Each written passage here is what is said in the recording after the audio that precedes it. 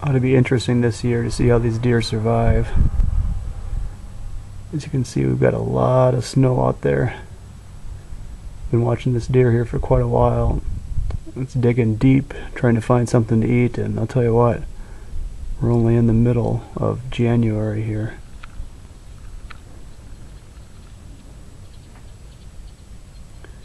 I don't know exactly how much snow is back there, but I know that when they're off the trail, it's definitely they're definitely rubbing bellies past their belly into the snow here.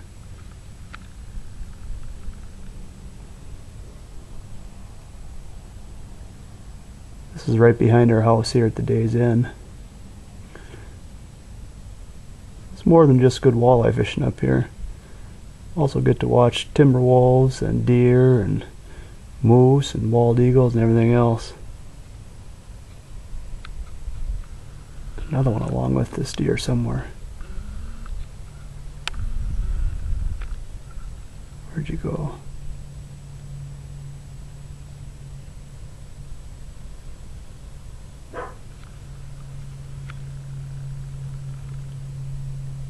It's a big doe.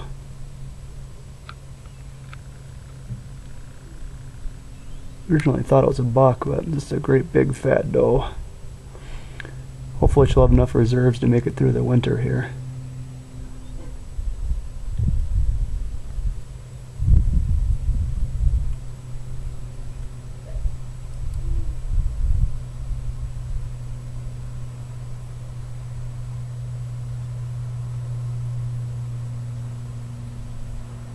Boy, it's gotta be cold.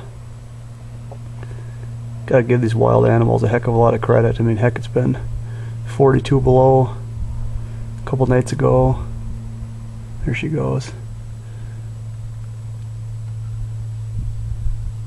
38 below yesterday morning, and then 32 below this morning.